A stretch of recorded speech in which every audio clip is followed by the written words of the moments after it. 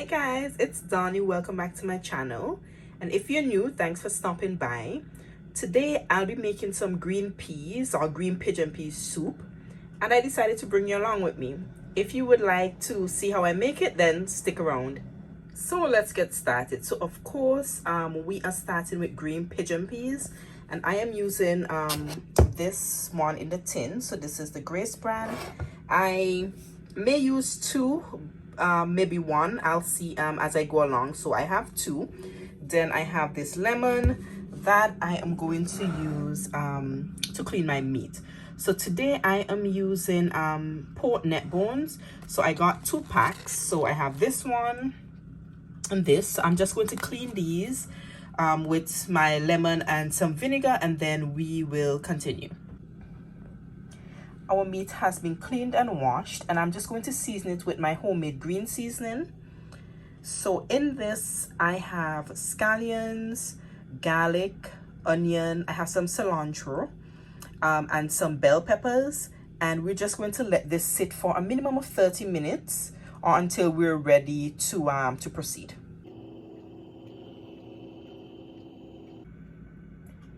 This is what we included in our soup. So I have some parsley, I have a few sprigs of thyme, then I'm going to add 1 bay leaf, I have a Scotch bonnet pepper. It was actually frozen, that's why it looks like this. I have 4 English potatoes, 1 sweet potato, I have 2 green bananas, then I'm going to add some carrots. I also bought some pumpkin today, so that's going in as well. And I have some corn that I froze, so I'm going to also add those. Everything has been diced, washed, and I'm just going to leave it in this water until we're ready for it. And then this is my pumpkin that I also diced.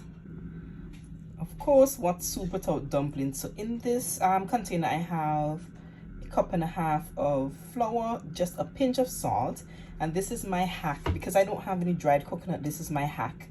I have some of this unsweetened coconut flakes, so I usually just blend. So I blend this with just a little bit of milk and water, and so our dumpling is done. So I'm just going to, as you can see, you see little specks of coconut, so I don't blend it all the way, so you still have your little specks of coconut.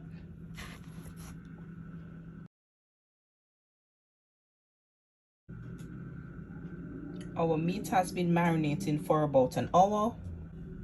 I am going to be using a good old pressure cooker. So as you can see, I just added enough water to cover our meat because I am also going to be using that liquid as stock for our soup.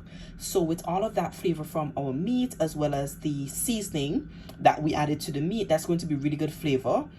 And I'm going to pressure this for about 20 minutes because I want it to be cooked, but I don't want it to be falling off the bone because I want it to finish cooking in our soup. So let's go. Okay, our pot is on the fire. So in this, I have about 6 cups of water, and I added my corn, as you can see. And then I am also going to add, I have my thyme, my bay leaf, and my pumpkin. So these are the items. The corn, I'm fine with it cooking for the duration of the soup. The pumpkin I want really soft because I'm going to mash it at the end. And of course our bay leaf and thyme is just our flavor that's developing. So we're going to bring this to a boil, and then I'm going to add my dumplings. So I'm going to leave everything else. So my carrots, my banana, and my potatoes, those are going in last because I don't want them to be soft and dissolve in our soup. Our pot has been boiling now for about 15 minutes. So I have just added our dumplings, and I just give it a stir because they tend to stick to the bottom. And as you can hear in the back, that is our meat still pressuring. So I removed the pumpkin. As you can see, it's really soft, so we're going to mash this. We're going to keep this for later. And I've removed the stalk, the thyme stalks, and we have our meat. So as you can see, it's cooked. What you're seeing on it, that's our seasoning that's still there. Then we have, I strained our the liquid from our meat. So what you see here, this is all of our green seasoning, and this is the stock that we're going to use. This is what our pot looks like. I added the stock and I got about 8 cups, and as you can see, those are all our thyme leaves, and I'm now going to add our peas.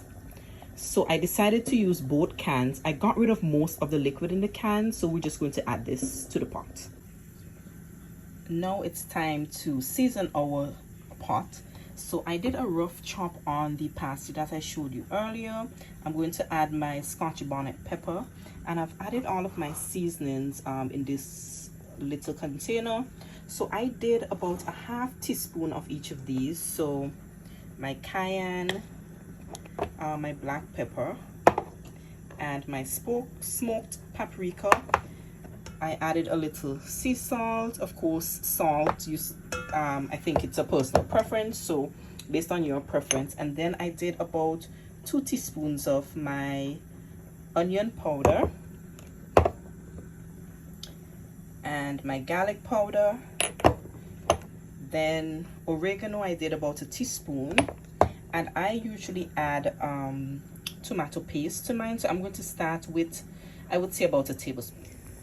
I added all of my seasonings. That's everything that you're seeing on top. And I added my meat back to the pot. So this is what it looks like. And I'm just going to let this go for about 10 minutes so that the meat can absorb all of that seasoning and the liquid. I have tasted it. It tastes good to me. So of course you just taste as you go along. With the Scotch bonnet pepper, I don't mind if it bursts. I don't mind a little heat, but of course you just have to be careful if you're not a fan of heat.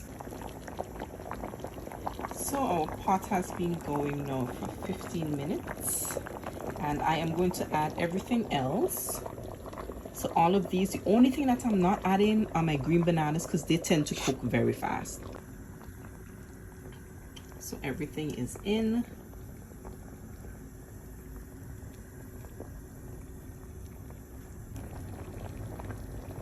It is now 15 minutes later since we've added our banana, and as you can see, our pot is still going. I ended up adding just 1 more cup of water because we still have our pumpkin, so I mashed this and I'm going to add it to our pot, and that's also going to thicken our pot. And as you can see, I'm going to just scoop it. You see some of our meat, some has fallen off the bone, which is fine, because when you're eating it and you do a spoonful of the soup, you're also going to get pieces of meat in it, which I like. That's why I didn't want it to pressure and be very soft, because you know, once it cooks in here, then it's going to get even softer. So we have some of the meat still falling off of the bone, and then for example, this piece you see still has meat on it. So that's exactly what I want. So I'm just going to add our pumpkin to the pot, and that's going to add a little bit of thickness. So I have added my pumpkin, and as you can see, it added some color. So I'm just going to test.